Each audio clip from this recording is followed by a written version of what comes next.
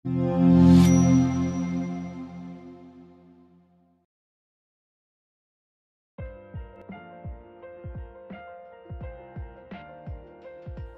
తోటకూర పులుసు ఎలా పెట్టాలో చూద్దాం.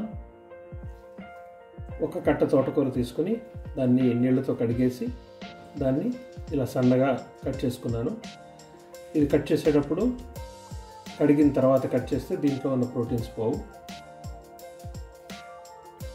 ఒక ఉల్లిపాయ చిన్నగా తరుక్కుని, ఒక టమాటా క్యూబ్స్ లాగా, 3 పచ్చిమిరపకాయలు, కరివేపాకు, చింతపండు రసం, రైస్ ఫ్లోర్ తోటి బియ్యం పిండితోటి ఇలా నీళ్ళలాగా కలిపాను. ఈ స్పూన్ తోటి బియ్యం పిండి 2 స్పూన్స్ వేసాను. తగిన ఆవాలు, ఇంగువ, పసుపు, కావలసినంత ఉప్పు. దీంట్లో ఒక పోపుకి మినపప్పు,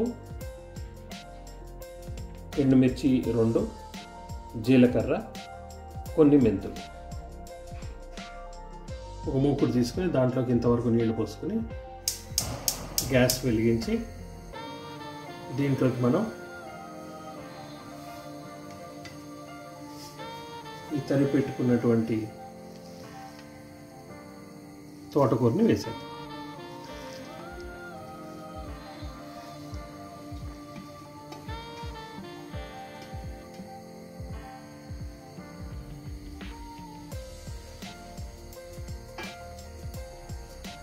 ఈ తోటకూర కొంచెం ఉడికిన తర్వాత దీంట్లోకి మనం టమాటాలు, ఉల్లిపాయలు, పచ్చిమిరపకాయలు, కరివేపాకు యాడ్ చేద్దాం.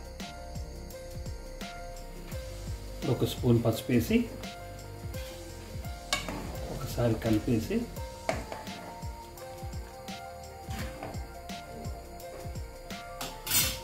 దీంట్లోకి ఇందాక తీసుకున్న టమాటాలు, ఉల్లిపాయలు, మిరపకాయలు, కరివేపాకు ఈ 4టిని దీంట్లో వేసి దీన్ని ఇంకొంచెంసేపు మరగని. చింతపండు పులుసు ఇప్పుడు వేయద్దు. టమాటాలు పూర్తిగా మగ్గిపోయిన తర్వాత మనం చింతపండు పులుసు దీనికి యాడ్ చేయాలి. టమాటాలు ఉడికిపోయాయి కదా, మనం చింతపండు రసాన్ని దీనికి యాడ్ చేసి 5 to 10 minutes దీన్ని బాగా మరగబెట్టాలి.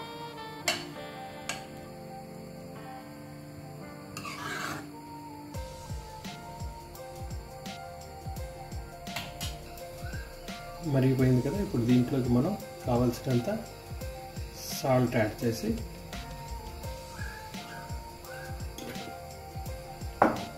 ఇందాక మనం తీసుకున్న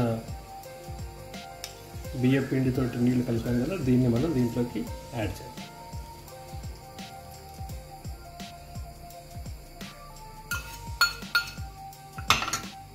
ఇప్పుడు దీన్ని మనం కొంచెంసేపు కలుపుదాం, లేకపోతే బియ్యం పిండి ముద్ద కింద.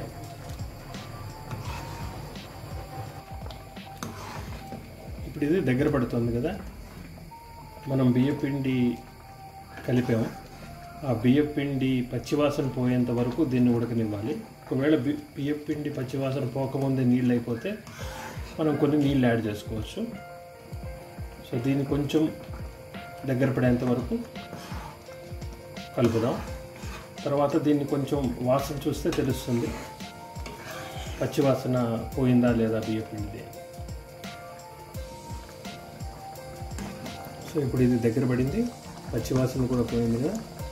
స్టవ్ ఆఫ్ చేసి దీంట్లోకి పోపుని యాడ్ చేద్దాం. మూకుల్లోకి ఒక 1 టేబుల్ స్పూన్ ఆయిల్ తీసుకొని మనం దీన్ని వేడి చేద్దాం. తర్వాత పోపు దినుసులు యాడ్ చేద్దాం. నూనె వేడైంది కదా, దీంట్లోకి మిరపకాయలు, మినపప్పు, మెంతులు యాడ్ చేసి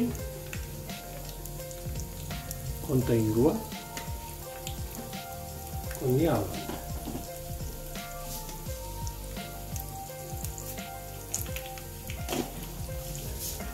పోపుని పూర్తిగా వేయాలి.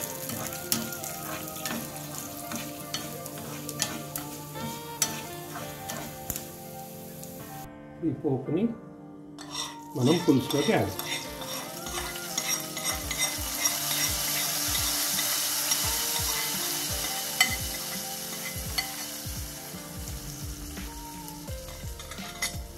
దీన్ని ఒకసారి కలిపేసుకుంటే పులుసు రెడీ అయిపోయింది. దీన్ని మనం వైట్ రైస్లోకి తినచ్చు.